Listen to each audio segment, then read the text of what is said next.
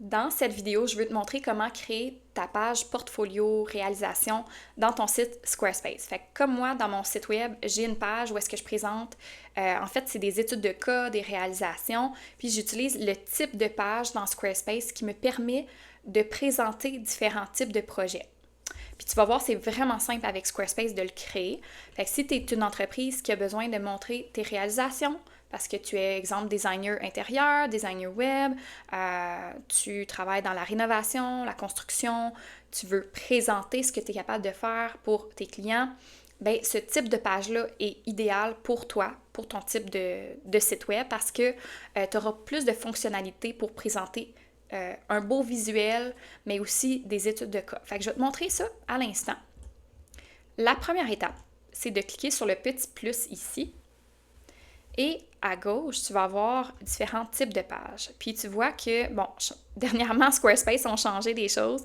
Fait que maintenant, ça dit par type d'offre. Fait que votre offre, c'est plus au niveau des produits, des adhésions. Et présentation, c'est plus pour présenter quelque chose. Fait qu'on va aller dans présentation, portfolio. Tu as comme galerie ou portfolio, ça serait plus portfolio. Puis là, tu as les galeries. Je vais juste aller voir si c'est bien ça. Ouais, c'est vraiment ici. Ils ont vraiment changé les choses, mais c'est dans présentation portfolio. Puis là, tu vas cliquer sur un des trois. Fait que, par exemple, on pourrait cliquer là-dessus. Fait que ça va te permettre de créer une page dans ton site web qui va présenter ton portfolio. Fait que, quand on revient, ça va être écrit portfolio ici. Quand on clique dedans, ça nous amène vers un autre onglet et c'est là qu'on a chacun des types de projets. Fait que, tu sais, exemple que tu as le projet 1, projet 2, projet 3, ben tu pourrais les nommer le nom de tes clients ou le nom de tes projets ici.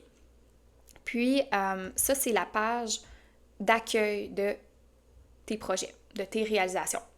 Mais tu pourrais aussi modifier cette page-là. Donc, si tu veux la modifier, il faut vraiment que tu sois sur cette page-là. Parce que des fois, on est dans le projet en tant que tel qui ressemble à ça ici. Mais si on clique sur portfolio, ça te ramène sur la page d'accueil du portfolio. Fait qu'on peut aller modifier cette page-là. Fait que tu peux avoir un header ici. Fait que tu peux ajouter, mettons, nos réalisations.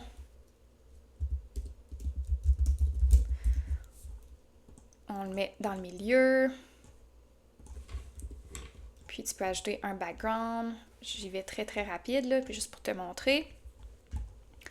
Tu pourrais mettre une image en arrière, une image de fond, bref, avoir de la description ici.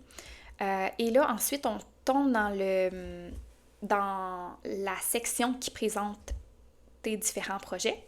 Fait que cette section-là, tu peux la changer. Fait qu'en ce moment, elle est en disposition grille, mais tu peux naviguer selon ce que tu veux. Fait qu'exemple, elle est en superposition, ça veut dire qu'à chaque fois que le curseur, la petite souris tombe dessus, ben ça met un petit fade, puis ça écrit le nom du projet. Tu peux aller dans suivre le curseur. Fait que ça, c'est différent. C'est que l'image en avant va s'afficher.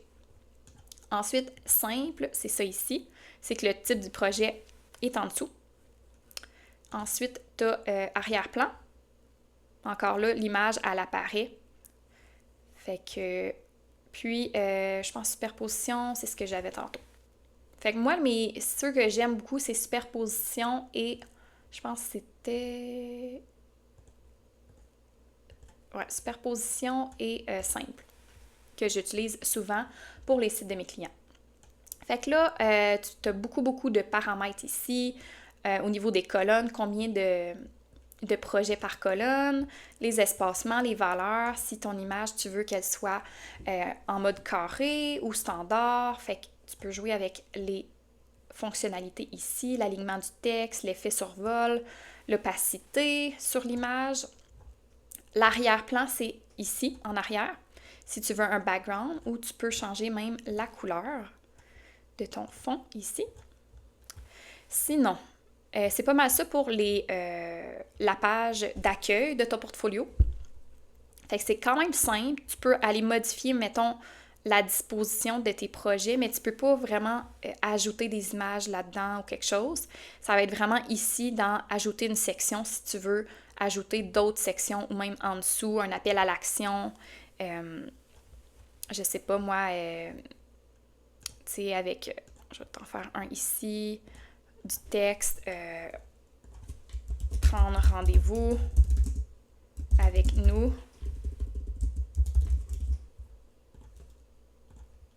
Puis avec un bouton.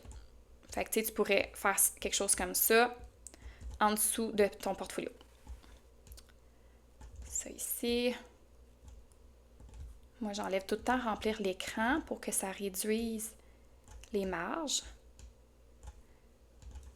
Fait que tu pourrais avoir quelque chose ici en dessous de ton portfolio. Donc là, si on revient, si on clique dans le projet, c'est là qu'on va pouvoir aller modifier les paramètres du projet. Fait que, exemple, projet Atlas, tu peux cliquer dedans et avec le bouton modifier, c'est là que tu vas pouvoir aller modifier le projet. Fait qu'encore là, tu as comme l'intro du projet, tu pourrais décrire la description de ton projet, avec qui est ton client, tout ce que tu veux mettre pour expliquer le projet ou la réalisation. Et ensuite, tu as galerie. Fait que c'est là où tu vas mettre tes images de tes réalisations. Et donc ça, en cliquant sur modifier la galerie, tu vas être capable d'ajouter toutes tes images avec le petit plus, charger les images ou rechercher dans le choix de tes images. Fait qu'ensuite, sur tes images, tu peux mettre aussi une description sous l'image et joindre un lien si tu veux que l'image soit cliquable. Fait que ça, c'est pour galerie.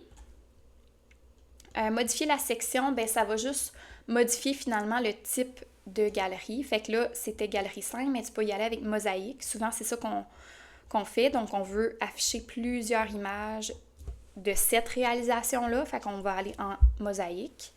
Sinon, il y en a d'autres aussi. Encore là, tu as plusieurs choix ici. Ceux que j'utilise souvent, c'est Lightbox. Fait que Lightbox, ça te permet que le client peut cliquer sur l'image et ça ouvre l'image un petit peu plus grande. Puis là, bon, il est capable de scroller à gauche et à droite sur les images. Fait que ça, c'est une page d'un projet. Puis quand on scrolle en bas, tu vois que c'est écrit le prochain projet. Fait que la personne, ton visiteur, il peut cliquer sur l'autre projet pour aller voir. Fait qu'on enregistre. Et encore là, tu sais, la section, si tu veux qu'elle soit un petit peu plus dark, tu pourrais aller choisir ton plus sombre. Même chose ici, là. C'est vraiment, c'est le fun. Tu peux faire tout ce que tu veux, ou presque. Puis tu pourrais déjà ajouter, mettons, quelque chose d'autre que tu as besoin, mais tu pourrais aller chercher une autre section pour afficher d'autres choses dans ta page.